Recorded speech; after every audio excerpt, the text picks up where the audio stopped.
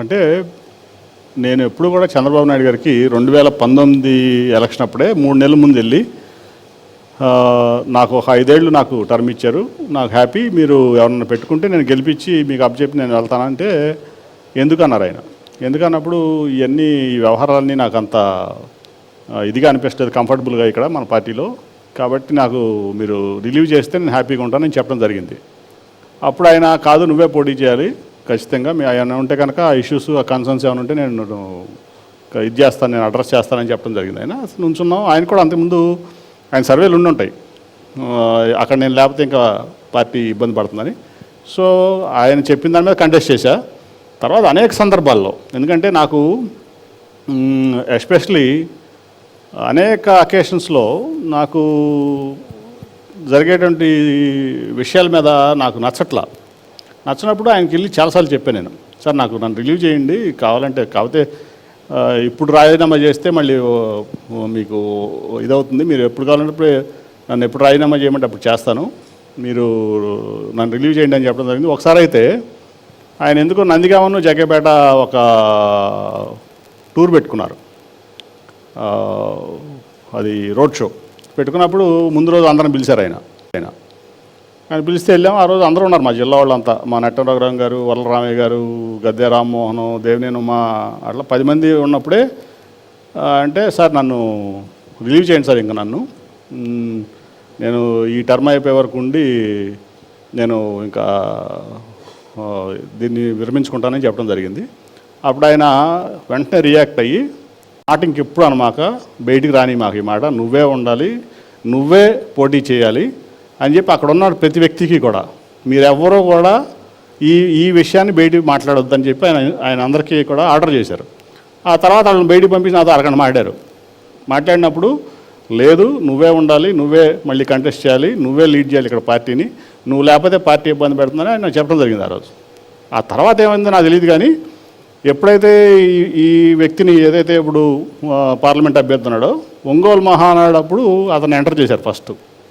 అప్పుడు కూడా ఏమైంది, నాకు అంతకుముందు నుంచి అనేక కంప్లైంట్స్ వస్తున్నాయి హైదరాబాద్లో, మీ కార్ నెంబర్లు, మీ స్టిక్కర్, ఎంపీ స్టిక్కర్స్తో ఇక్కడ వచ్చి మమ్మల్ని బెదిరిస్తున్నారు అదే. అంటే నాకు అసలు రియల్ ఎస్టేట్ వ్యాపారం లేదు, నేనున్న ఆస్తులన్నీ హైదరాబాద్లో నా ఆస్తులన్నీ అమ్మేసి అప్పులు కట్టుకున్నాను. నేను బస్సులు ఆపినప్పుడు నాకు ఒక్క ఆస్తి కూడా హైదరాబాద్ లేదు, నాకు ఏమైనా ఉంటే విజయవాడలో నా రియల్ ఎస్టేట్ వ్యాపారాలు కూడా ఏం లేవు హైదరాబాద్లో నాకు, కాబట్టి నాకు సంబంధం లేదు. అది ఏంటంటే నాకు ఇది జరుగుతుందని తెలుసు.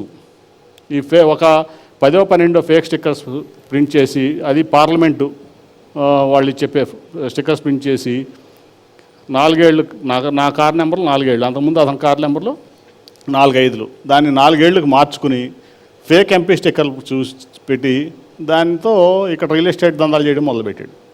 బెదిరిస్తాం, లాక్కోవటం, జనాలు మోసం చేయటం, ఇక్కడ మాజీ మంత్రి, ఆ రోజున మంత్రి, టీఆర్ఎస్ మంత్రితో బినామీగా ఉంటూ రకరకాల కార్యక్రమాలు చేశాడు నా పేరు చెప్పి. సో ఆ ప్రాసెస్లో ఆ రోజు ఫేక్ ఎంపీ స్టిక్కర్తో ఆ రోజు కార్లు అయింది. ఆ రోజే నేను అతను వస్తున్నాడని తెలిసి నేను ఆ రోజు ఒంగోలు మహానాడికి వెళ్ళాను నేను కావాలని చెప్పి, ఎందుకంటే అతను చేర్చుకునేటట్టయితే నేను ఆ పార్టీలో కంటిన్యూ అవ్వడం నాకు ఇష్టం లేదు. ఆ సందర్భంగా నాకు ఫోన్ చేశారు, నేను చెప్పాను అతను వచ్చేది అతను ఉండేటట్టయితే పార్టీలో నేను నా పని నేను చేసుకుంటానని చెప్పడం జరిగింది. ఎందుకు అన్నారు, ఎందుకంటే అతను మోసగాడు, అతను అనేక మందిని రియల్ ఎస్టేట్ మోసాలు చేశాడు, చీట్ చేశాడు, అన్ని రకాలుగా చేశాడు, అతనితో కలిసి పనిచేసే పరిస్థితి నాకు ఉండదు, మీ డెసిషన్ మీరు తీసుకోండి, నా డెసిషన్ నేను తీసుకుంటా అని చెప్పినప్పుడు కూడా నన్ను మభ్యపెట్టారు చంద్రబాబు నాయుడు గారు. సరే తర్వాత ఆయన పరిణామంలో ఆయన అరెస్ట్ అయ్యారు, రకరకాల కారణాలు. సో నాకు ఎప్పుడు కూడా అతను పార్టీలో ఉంటే ఏ స్థాయిలో ఉన్నా నాకు అతని పార్టీలో ఉంటే కనుక నేను విరమించుకోవడానికి నేను రెడీగా ఉన్నా. కేసు ఉన్నోళ్ళు, మోసాలు చేసేవాళ్ళు చిన్ని ఒకడే ఉన్నాడు సార్ టీడీపీలో. అంటే మీరు అబ్జర్వ్ చేస్తే అతను నా కుటుంబ సభ్యుడు, నా తమ్ముడు.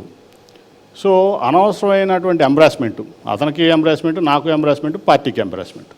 సో దానికంటే వాళ్ళు అతన్ని, అంటే ఇప్పుడు అతనికి లోకేష్కి వేవ్ లెంత్ మ్యాచ్ అయి ఉండొచ్చు, లోకేష్ పెద్ద మోసగాడు, అతను మోసగాడు.